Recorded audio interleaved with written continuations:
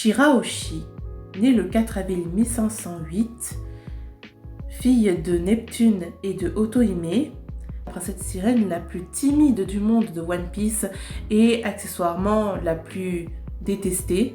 Malgré sa taille imposante et sa grande puissance en tant qu'arme antique, cette jeune sirène est dotée d'une très grande gentillesse émotionnelle. Mais une question revient, pourquoi n'a-t-elle rien dit sur le meurtre de sa mère, elle qui l'aimait tant? Serait-ce de la naïveté ou de la maturité? Salut tout le monde, ici SF Jackass et bienvenue dans mon navire.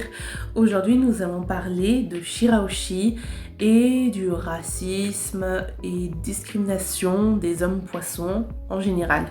Et aussi une petite touche bien sûr de esclavage parce que on aime ce genre de sujet. Allez, générique.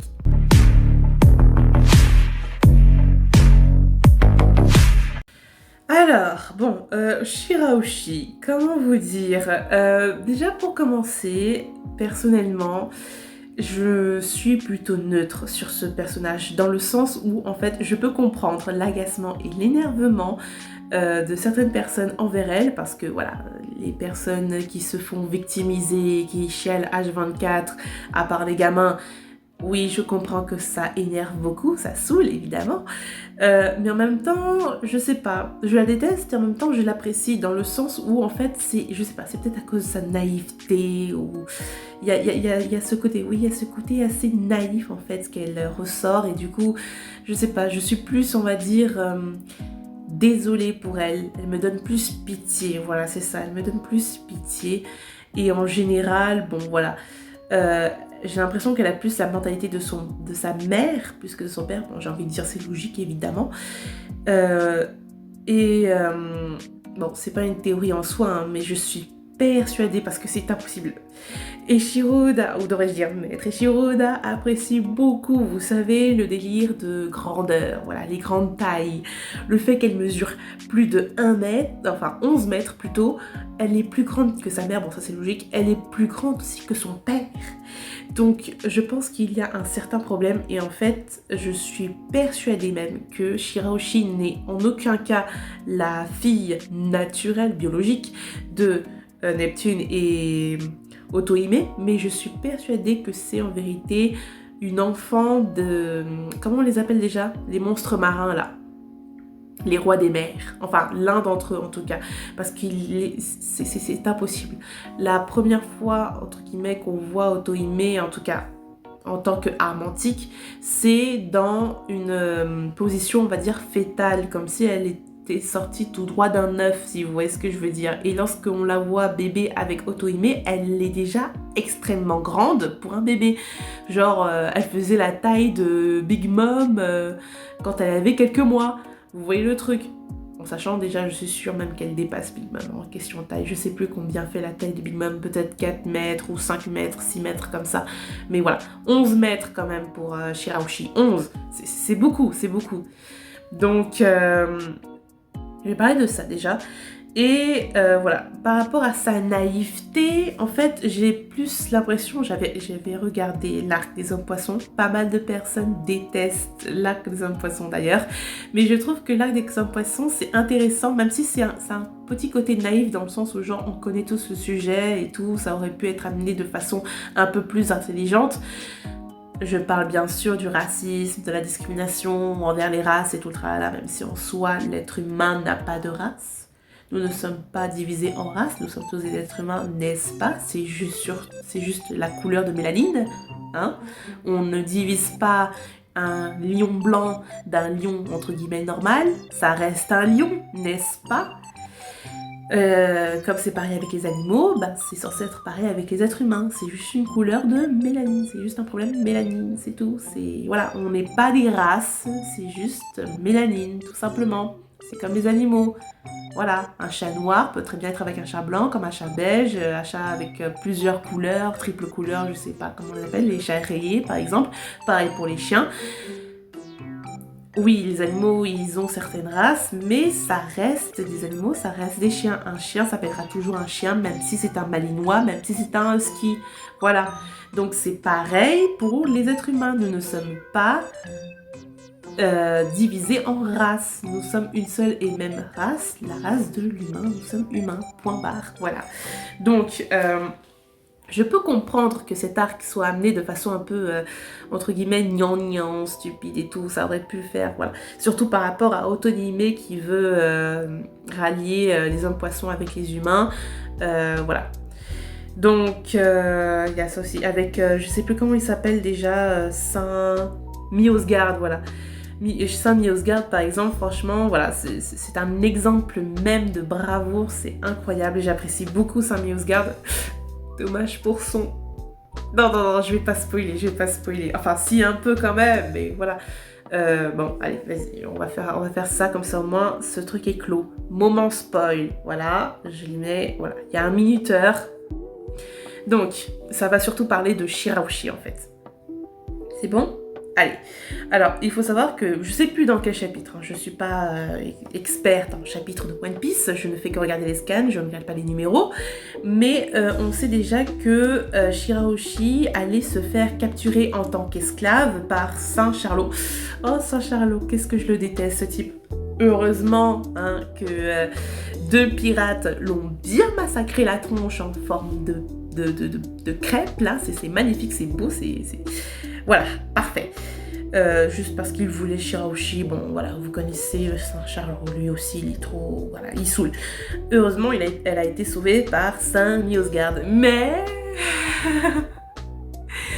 il a été puni, hélas, après ce malencontreux accident par le soi-disant père de Shanks le Roux, hein, Saint Figurelord, je sais plus comment il s'appelle, Saint Figurelord quelque chose là.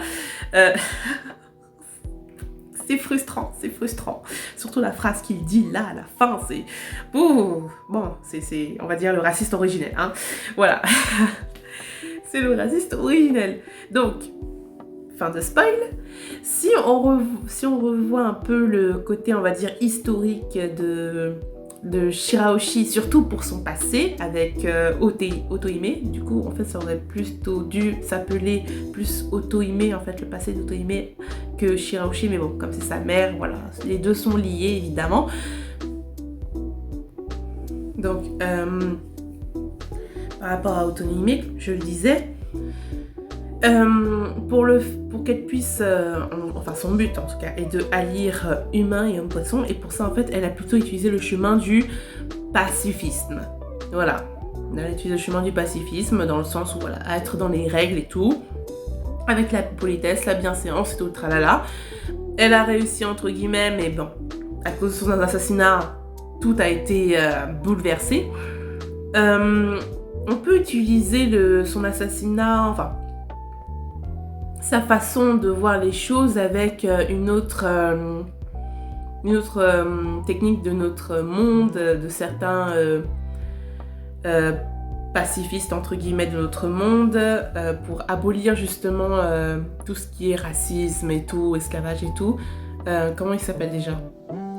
J'allais dire par exemple comme Malcolm X et plein d'autres qui se battent pour le racisme, par exemple des Noirs américains ou d'autres, entre guillemets, afro-descendants. Voilà. En fait, la bataille que mène Otohime est certes très intéressante, mais étant donné que c'est dans le monde de One Piece, c'est que j'ai plus l'impression que Eiichiro Oda a mené ça de façon très naïve et malheureusement un peu, entre guillemets, mal orchestrée, dans le sens où il n'y a que le pacifisme et tout. Elle a été très naïve de faire confiance à certaines personnes et tout. C'est pour ça que, voilà, il y a eu un assassinat.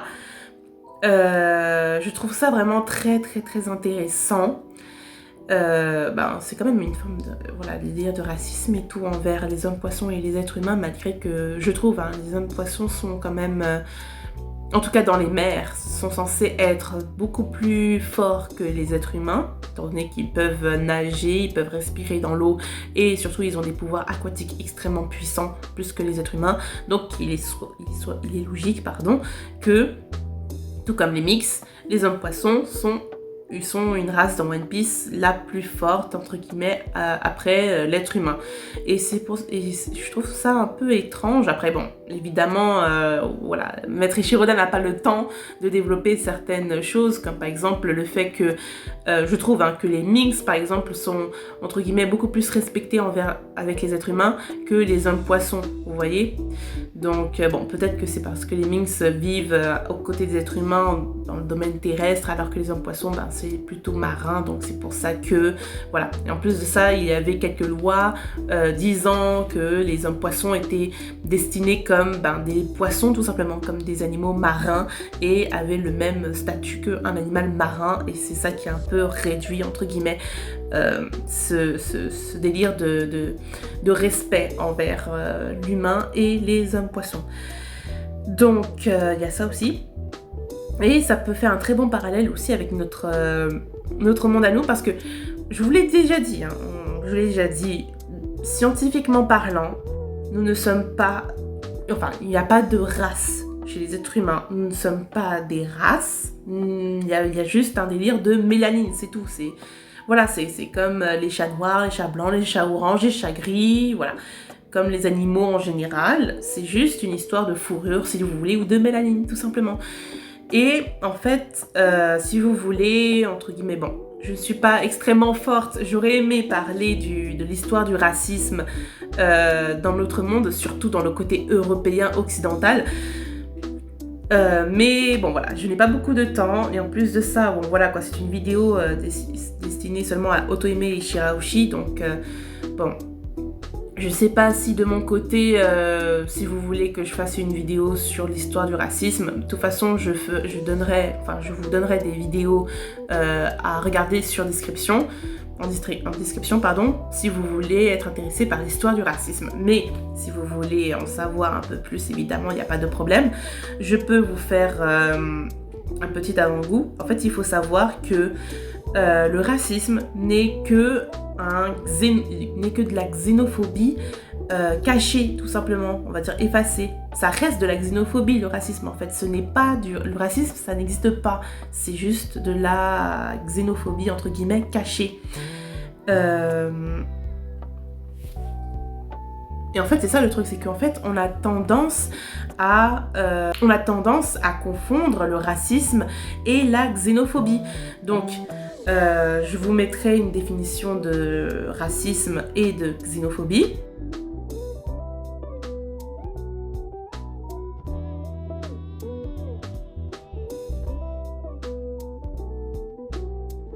Et en fait, il faut savoir que dans l'ancien temps, on va dire dans les années genre 1700, 1500, des trucs comme ça, enfin en tout cas avant le 20e siècle, le 19e siècle et le 21e siècle, il y avait beaucoup plus de xénophobie. C'est la xénophobie qui est normale. On est tous en majorité xénophobes. Si t'es humain, tu es forcément xénophobe jusqu'à ce que tu comprennes certaines cultures et tout. Voilà. Mais en général, voilà, ce qui est naturel, c'est d'être xénophobe. Le racisme est venu en vérité très récemment, genre au XVIIe siècle. Le racisme est venu au XVIIe siècle, si vous voulez. Donc c'est venu très récemment. Ce n'est pas un truc né, voilà. Ce qui est né, par contre, ce qui est inné chez l'être humain, c'est d'être xénophobe. Et en fait, si vous voulez, la xénophobie de avant l'époque et tout, en fait, les gens appelaient les étrangers des barbares.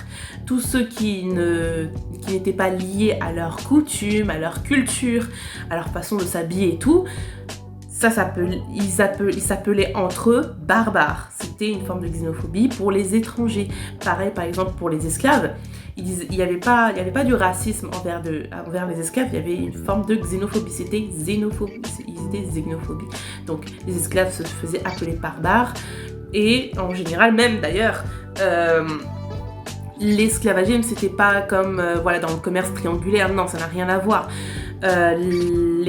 L'esclavagisme des temps anciens, c'était quoi? C'était plus des esclaves, enfin des prisonniers de guerre, voilà, qui avaient été tout simplement arrachés de leur culture et tout, et qui sont devenus esclaves. Et au fil du temps,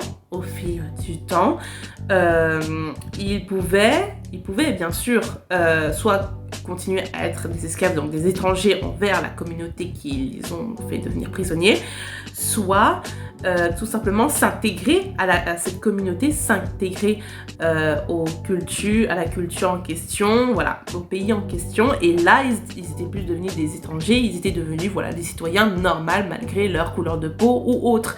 Les humains à l'époque savaient parfaitement faire la différence entre un asiatique, un indien, un africain, un européen, un occidental, bref. À l'époque, on savait parfaitement qu'on était tous des êtres humains, on avait tous une culture différente, et c'est juste par rapport à ça. Les gens discriminaient d'autres personnes ou harcelaient d'autres personnes, pas par rapport à leur couleur de peau ou voilà, à leur texture de cheveux. Non, ça, ils s'en fichaient de ça. Le seul truc qui leur préoccupait et qui maintenait la xénophobie, c'était uniquement par rapport à la culture. Et là encore, je dis ça, c'est mon idée à moi, c'est par rapport à mes recherches, voilà, j'ai trouvé ça. Donc, si vous voulez encore plus de détails, n'hésitez pas, je vous ai mis en description deux vidéos surtout qui retracent l'histoire du racisme, comment est-ce que le racisme est né et tout, surtout envers, si vous voulez, hein, évidemment, surtout dans l'idée d'un certain monsieur français diplomate qui s'appelle Arthur Gobineau. Donc c'était dans les années 1853. Ah, voilà.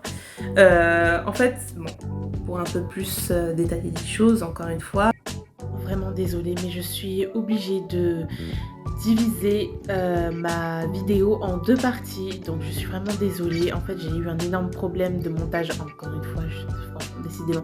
Ça fait quand même, bon, j'ai beaucoup parlé, ça fait quand même au moins 39 minutes, donc presque 40.